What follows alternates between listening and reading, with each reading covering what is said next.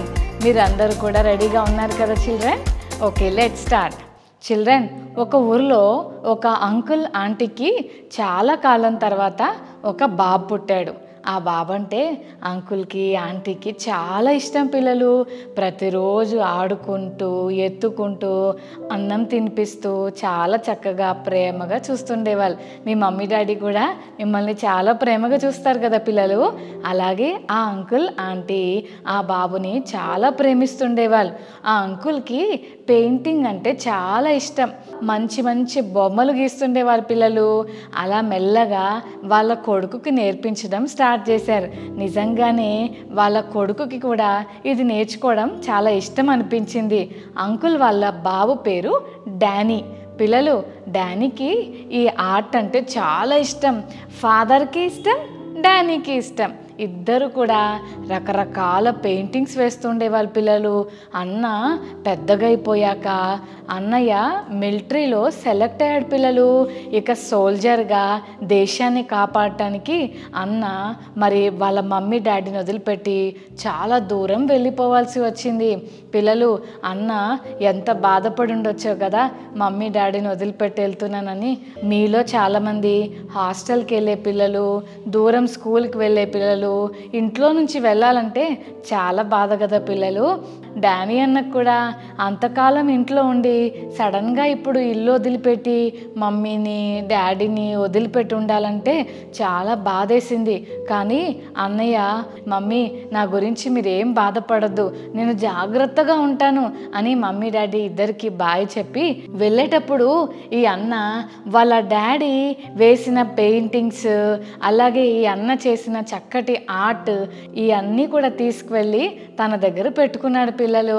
చుట్టుపక్కల ఉన్న తన ఫ్రెండ్స్ అడిగేవాళ్ళు, డానీ నీ దగ్గర ఏంటి ఇంత చక్కటి ఆర్ట్ పెయింటింగ్స్ కనబడుతున్నాయి అంటే, నాకు పెయింటింగ్ అంటే చాలా ఇష్టం, నేను ఎంత చక్కగా ఈ పెయింటింగ్స్ వేసాను చూసారా, ఇది మా డాడీకి కూడా చాలా ఇష్టం, మా డాడీకి కూడా పెయింటింగ్స్ అంటే చాలా ఇష్టం, అందుకే ఇగో నేను మా డాడీ కలిసి ఈ పెయింటింగ్ చేశాం, ఇదో ఈ ఆర్ట్ ఉంది కదా ఇది నేనే చేశాను, ఇదిగో ఇది మా డాడీ చేశారు అని చాలా హ్యాపీగా ఫీల్ అవుతుండేవాడు.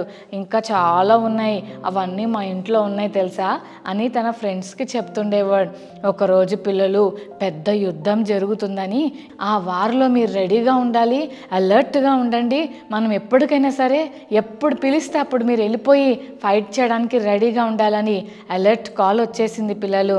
అప్పుడు డానీ అన్న వాళ్ళ ఫ్రెండ్స్ అందరూ కూడా మరి యుద్ధం చేయడానికి ఆ యుద్ధ భూమి దగ్గరకు రెడీ అయిపోయి వెళ్ళిపోయారు. డానీ అన్న వాళ్ళ ఫ్రెండ్ జేమ్స్ కూడా తనతోనే ఉన్నాడు. ఈ సీరియస్గా ఆ ఎనిమీస్తో యుద్ధం చేయడానికి వీళ్ళు వెపన్స్ అన్ని రెడీ చేసుకొని రెడీగా పెట్టుకొని చూస్తున్నారు, ఎక్కడ షూట్ చేయాలని చాలా మరి జాగ్రత్తగా ఎనిమీ ఎటు నుండి వస్తారని ఎదురు చూస్తూ ఉంటే అనుకోకుండా సడన్గా పక్కనున్న జేమ్స్ అన్నకు అటాక్ జరిగింది. వెంటనే తన ఫ్రెండ్ జేమ్స్ని కాపాడడం కోసం జేమ్స్ అటు వెళ్ళకు జేమ్స్ అని అనుకుంటూ జేమ్స్ని కాపాడబోతుంటే జేమ్స్ని కాపాడబోతున్న డానీ అన్న మీదకి ఆ బుల్లెట్ వచ్చి తగిలింది పిల్లలు. డానీ అన్న అక్కడికక్కడే పడిపోయాడు. కానీ ఎప్పుడైతే డానీ అన్న జేమ్స్ అటు వెళ్ళకు అన్నాడో వెంటనే జేమ్స్ అన్న కూర్చుండిపోయాడు. అన్న ప్రాణం దక్కింది, కానీ డానీ అన్న ప్రాణం పోయింది. తన ఫ్రెండ్ని కాపాడుకోవడం కోసం డానీ అన్న తన ప్రాణాన్ని పోగొట్టుకున్నాడు పిల్లలు. ఎంత ఏడుస్తూ జేమ్స్ అన్న డానీ అన్న రెండు చేతులతో పట్టుకొని, అయ్యో నా ఫ్రెండ్ డానీ, నా కోసం నీ ప్రాణం ఇచ్చావా, డానీ నా కోసం నువ్వు ప్రాణం పెట్టావా, అయ్యో నన్ను కాపాడడం కోసం నువ్వు మధ్యలో వచ్చావా, డానీ నీకు నేను ఎలా థ్యాంక్స్ చెప్పాలో నాకు అర్థం కావట్లేదు డానీ అని చాలా ఏడుస్తున్నాడు పిల్లలు. ఇంటికి తీసుకెళ్లారు. పిల్లలు, డానీ అన్న చనిపోయిన తర్వాత కొన్ని రోజులకి ఏం జరిగిందో తెలుసా? జేమ్స్ అన్న డానీ అన్న వాళ్ళ ఇంటికి వెళ్ళాడు. వెళ్ళి డోర్ నాక్ చేస్తున్నాడు పిల్లలు.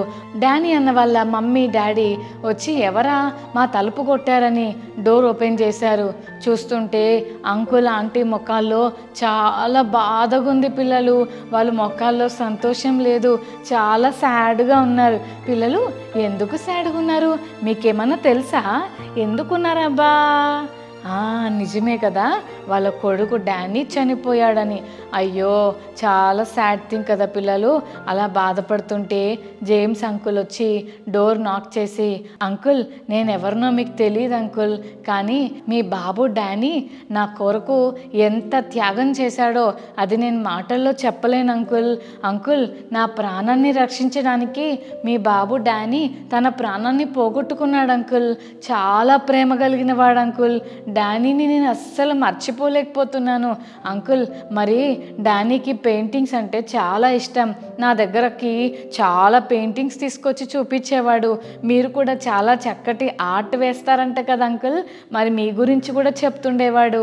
మరి ఎన్నో అద్భుతమైన పెయింటింగ్స్ నేను డానీ దగ్గర చూశాను అంకుల్. నేను ఏం చేయాలా, డానీకి గుర్తుగా నేను ఏమి ఇవ్వాలా అని ఎంత వెతికినా నాకు ఏమి దొరకలేదు అంకుల్. అందుకే ఆలోచించి చాలా కష్టపడి నేను నేర్చుకొని ఒక పని చేశాను అంకుల్. ఈ గిఫ్ట్ బాక్స్ మీకే అంకుల్, ఈ బాక్స్ ఓపెన్ చేయరా అని అడిగి ఆ అంకుల్కి ఇచ్చాడు పిల్లలు. చాలా బాధతో వాళ్ళ కొడుకుని కూర్చున్న మెమరీస్ అన్నీ జ్ఞాపకం చేసుకుంటూ చాలా సాడ్గా అంకుల్ వాళ్ళు ఆ కవర్ ఓపెన్ చేసి చూస్తే అందులో ఏముందో తెలుసా పిల్లలు? డానీ అన్న ఫోటో ఉంది. అరే ఇదేంటి, దీన్ని ఎవరు చేశారు నాన్న అంటే, అంకుల్ నాకైతే పెయింటింగ్ రాదు, కానీ వచ్చి రాని ఆ పెయింటింగ్తో డానీ పిక్చర్ని గీశాను అంకుల్, ఇది మీ దగ్గర పెట్టుకోండి అంకుల్ అని ప్రేమతో ఇచ్చాడు పిల్లలు. వెంటనే అంకుల్ దాన్ని తీసుకొని గట్టిగా పట్టుకొని చాలాసేపు డానీ డానీ అని ఏడుస్తూ తన ఇంటి దగ్గర దాన్ని పెట్టి తగిలించాడు పిల్లలు. తర్వాత కొన్ని సంవత్సరాల తర్వాత మరి డానీ అన్న వాళ్ళ డాడీ చాలా రిచ్ అయిపోయాడు పిల్లలు, చాలా ధనవంతుడైపోయాడు. తనకున్న పెయింటింగ్స్, తన దగ్గర ఉన్న వస్తువులు చాలా విలువైనవి పిల్లలు. అనుకోకుండా ఒకరోజు ఆంటీ అంకుల్ ఇద్దరు చనిపోయారు. ఇంకా వాళ్ళ ఇంట్లో మరి డానీకి సిబ్లింగ్స్ ఎవరు లేరు కదా, ఒక్కడే. కాబట్టి అంకుల్ చనిపోతూ ఒక అన్నను పిలిచి ఇలా చెప్పాడట, నా దగ్గర ఉన్నవన్నీ కూడా వేలం పాట వేసి ఆక్షన్ పాడి ఇతరులకు ఇచ్చేయండి అని చెప్పాడట. అందులో ఒక సీక్రెట్ చెప్పాడు. ఆక్షన్ పాడటానికి అందరినీ పిలిచాడు. ఓ ఊర్లో ఉన్న చాలామంది రిచ్ పీపుల్ అందరూ వచ్చేసారు. అందరూ మంచిగా కూర్చున్నారు. మరి ఆక్షన్ పాడుతుంటే నేను చాలా మంచి పెయింటింగ్ కదా, ఈ అంకుల్ వేసిన పెయింటింగ్స్ చాలా కాస్ట్లీ, చాలా ఎక్స్పెన్సివ్, ఎక్కడ దొరకవు ఇంత అద్భుతమైన పెయింటింగ్స్, డానీ కూడా సూపర్గా వేస్తాడు, అవి కూడా నాకు కావాలి అని అందరూ వెయిట్ చేస్తూ ఉన్నారు. ఈ లోపల ఆక్షన్ స్టార్ట్ అయిపోయింది.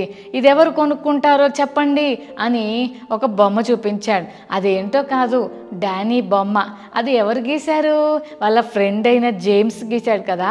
ఈ బొమ్మను చూపిస్తూ ఎవరు కొనుక్కుంటారు ఈ బాబు బొమ్మ అంటే అక్కడ ఉన్న వాళ్ళంతా, ఈ బొమ్మలేంటండి, నాకు ఈ బొమ్మలు వద్దే వద్దు, ఇదేం బొమ్మ, దీన్ని అంత మంచిగా గీయలేదే, నాకు నచ్చలేదు, ఇవన్నీ పక్కన పెట్టండి, ముందు వాళ్ళిద్దరూ గీసినాయి ఆ ఫాదర్ అండ్ సన్ డ్రా చేసినవి ఉన్నాయి కదా, ఆర్ట్ వేసినవి, అవి ఇవ్వండి, అవి చెప్పండి, వాటిని కొనుక్కోవడానికి వచ్చాం మేము అని అంటున్నారు పిల్లలు. లేదు లేదు, ఇది ఆల్రెడీ స్టార్ట్ చేసాం, చెప్పండి ఒకటోసారి ఎవరికి కావాలని అడుగుతా ఉంటే ఎవరు కూడా చెప్తే మీకు అర్థం కావట్లేదా, తొందరగా ఇవి పక్కన పడేయండి, మెయిన్ ఫాదర్ సన్ వేసినవి చూపించండి అని అంటుంటే, లేదండి ఇది కొనాల్సిందే, ఇదిగోండి కొడుకు బొమ్మ అండి, ఈ కొడుకు ఎవరికి కావాలి, ఈ సన్ ఎవరికి కావాలి అని అడుగుతున్నాడు పిల్లలు. ఎక్కడో కార్నర్లో ఆ ఆక్షన్లో ఒక అంకుల్ కూర్చున్నాడు. ఆయన ఎవరంటే ఈ డానీ అన్న వాళ్ళ ఇంట్లో గార్డెనింగ్ చేసే పనివాడు. ఆ అంకుల్ దూరం నుంచి నాకు కావాలి, ఈ సన్ నాకు కావాలి, ఎంత తెలుసా, $10 కంటే నేను ఎక్కువ ఇచ్చుకోలేను, నేను చాలా పేదవాడిని, నా దగ్గర $10 ఉన్నాయి, ఇదే నా దగ్గర ఉన్నాయి, కాబట్టి ఇది మొత్తం ఇచ్చేస్తాను, నాకు ఆ సన్నుని ఇవ్వండి అని అన్నాడు పిల్లలు. అందరూ చూస్తున్నారు. ఒకటోసారి ఇంకెవరైనా ఇంకెక్కువ కాస్ట్ కొనుక్కుంటారా, 20 కొనుక్కుంటారా చెప్పండి, ఎవరికైనా 30కి కావాలా అని అడుగుతుంటే, $20కి కొనను, $30 కొనను, తీయండి తొందరగా దీన్ని తీసేయండి అని అందరూ అంటా ఉన్నారు పిల్లలు. అంటుంటే ఇంకెవ్వరూ పోటీ పడట్లేదని $10కే అమ్మేయడానికి రెడీ అయిపోయి ఒకటోసారి, రెండోసారి, మూడోసారి ఈ $10కి ఈ సన్ని ఆ గార్డెనర్కి ఇచ్చేస్తున్నానని అందరి ముందు ఇచ్చేశారు. ఇవ్వగానే ఇప్పుడు అందరూ అనుకుంటున్నారు, అమ్మయ్యా ఇప్పుడు టైం వచ్చింది, ఇప్పుడు మాకు ఆ ఫాదర్ అండ్ సన్ ఆర్ట్ వేసినవి ఆ పిక్చర్స్ ఆ పెయింటింగ్స్ అన్నీ తీసుకురండి, ఇప్పుడు మేము కొనుక్కోవడానికి వచ్చాం, ఇలాంటి చీప్ కొనుక్కోవడానికి రాలేదు, మేము చాలా ఖరీదైనవి కొనడానికి వచ్చాము, చెప్పండి అని అనేసరికి ఆక్షన్ వేసే అంకుల్ అన్నారు, సారీ ఆక్షన్ అయిపోయింది. అదేంటి ఆక్షన్ అయిపోవడం ఏంటి, అంతంత విలువైనవి ఉన్నాయి కదా, వాటిని అన్నీ అమ్మకుండా ఈ చిన్నది అమ్మేసి ఆక్షన్ అయిపోయింది అంటారేంటండి అని అంటే అప్పుడు ఆ అంకుల్ అన్నాడు, ఈ వస్తువులన్నీ అమ్మే ఆ అంకుల్ డానీ వాళ్ళ ఫాదర్ ఏం చెప్పాడంటే, ఎవరైతే నా సన్ పిక్చర్ తీసుకుంటారో వాళ్ళకి నా పెయింటింగ్స్ నా ఆస్తి మొత్తం వాళ్ళకి ఇచ్చేయండి అని చెప్పాడు. అందుకని మొత్తం ఈ ఆస్తి ఈ రకరకాల విలువైన ఈ పెయింటింగ్స్ అంతా కూడా ఈ గార్డెనర్ సొంతం అని చెప్పాడు. పిల్లలు వావ్, నిజంగా ఎంత ఆశ్చర్యమో కదా పిల్లలు.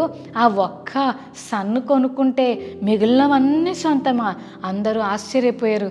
అయ్యో నేను ఎందుకు కొనలేదే, అయ్యయ్యో నేను మిస్ అయిపోయానే, అదేదో నేను కొనేసి ఉంటే అయిపోయేది కదా అని అందరూ బాధపడుతూ నిరాశతో వెనక్కు వెళ్ళిపోయారు.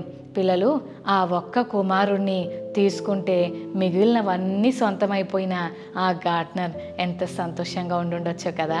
నిజమే పిల్లలు, దేవుని వాక్యం చెప్తుంది, కుమారుని యందు విశ్వాసం ఉంచివాడే నిత్య జీవం గలవాడు. దేవుని రాజ్యం అద్భుతమైంది, అది చాలా హోలీ రాజ్యం, అది పరిశుద్ధమైన రాజ్యం, అందులో ఏ పాపము ఉండదు, ఏ పాపులు ఉండరు.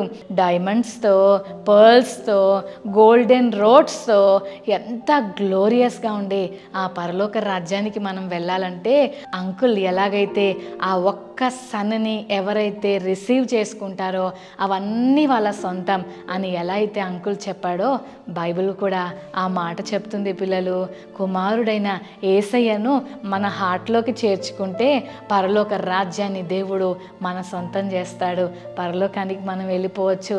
ఆ ఒక్క కుమారుని గనక మనం రిజెక్ట్ చేస్తే, కుమారుడు అంటే జీసస్, ఎవరైతే జీసస్ని రిజెక్ట్ చేస్తారో పరలోకంలో ఉన్న ఏ సంతోషాన్ని వాళ్ళు పొందుకోలేరు పిల్లలు, అసలు హెవెన్కే రాలేరు. కాబట్టి ఈరోజు మనం ఒక విషయాన్ని నేర్చుకున్నాం కదా ఈ లెసన్ ద్వారా, సన్ని మనం యాక్సెప్ట్ చేద్దాం, కుమారుడైన యేసయ్యను మన హృదయంలోకి చేర్చుకుందాం. బైబిల్ చెప్తుంది, ఎవరైతే యేసు ప్రభును నోటితో ఒప్పుకొని హృదయంలో ఆయన దేవుడని నమ్మితే మన పాపాలన్నీ క్షమించబడి మనం రక్షణ పొందుతామని దేవుని వాక్యం చెప్తుంది. మాటలు వింటున్న ప్రియ చెల్లి తమ్ముడు, నీ హార్ట్లోకి సన్ అయిన జీసస్ని, గాడ్ ద సన్ని, యేసయ్యను నీ హృదయంలో చేర్చుకున్నావా? ఒకవేళ జాగ్రత్త, ఒకవేళ మాకొద్దు మాకు వేరే కావాలి అని ఎంతమంది రిచ్ పీపుల్ అలా కూర్చొని అడిగారు కానీ ఏమీ పొందుకోలేరు. సన్ లేకపోతే, కుమారుడు లేకపోతే ఏమీ లేదు. మనకు కూడా అంతే, యేసయ్య లేకపోతే రక్షణ లేదు, పరలోకం లేదు, సమాధానం లేదు, పరిశుద్ధత లేదు, ఇంకేమీ లేవు మనకి. కానీ ఒక్క యేసయ్యను మనం యాక్సెప్ట్ చేయగలిగితే మనకన్నీ దేవుడు ఇస్తాడని ఈరోజు కిడ్స్ స్టోరీ టైం లెసన్ ద్వారా మనం నేర్చుకుంటున్నాం. మరి యాక్సెప్ట్ చేద్దామా సన్ని? ఆ గార్డెనర్ అంకుల్ ఎంత హ్యాపీగా వెళ్ళిపోయినట్లు నిజమైన సంతోషాన్ని మనం సొంతం చేసుకుందాం. ఓకే చిల్డ్రన్, కళ్ళు మూసుకోండి, చిన్న ప్రార్థన చేసుకుందాం. పరిశుద్ధమైన తండ్రి, నీకు స్తోత్రాలు. ఈరోజు మీరు మాతో మాట్లాడిన మాటలను బట్టి వందనాలు. ఒక సన్ పిక్చర్ తీసుకున్న ఆ గార్డెనర్ మిగిలినవన్నీ ఏ రీతిగా తన సొంతం చేసుకున్నాడో, అలాగే కుమారుడైన యేసు ప్రభు ద్వారానే రక్షణ అని, పరలోకమని మీరు వాక్యం ద్వారా మాతో మాట్లాడుతున్నారు. ప్రభా, ఈ రోజు నుండి మా జీవితాల్లో వేరే వాటినన్నిటినీ పక్కన పెట్టి అవసరమైన కుమారుడైన క్రీస్తుని మా హృదయంలో చేర్చుకొని యేసు ప్రభు ద్వారా కలుగుతున్న రక్షణను పొందుకునే కృప దయచేయండి. మేము యాక్సెప్ట్ చేస్తున్నాం. ఈ చెల్లి తమ్ముళ్ళందరూ కూడా నిన్ను యాక్సెప్ట్ చేసి గొప్ప రాజ్యాన్ని సొంతం చేసుకునే కృప దయచేయండి. ఈరోజు ఈ మాటలు వింటున్న ప్రతి చెల్లి తమ్ముడు హృదయాల్లో మీరు ఉండండి, నీ రాజ్యాన్ని సొంతం చేసుకునే కృప బిడ్డలకు దయచేయమని యేసునామమున వేడుకొని ప్రార్థిస్తున్నాం తండ్రి. ఆమేన్, ఆమేన్.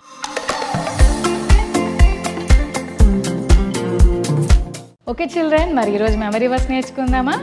జాన్ 3:36, యోహాను 3:36, కుమారుని యందు విశ్వాసం ఉంచువాడే నిత్య జీవము గలవాడు.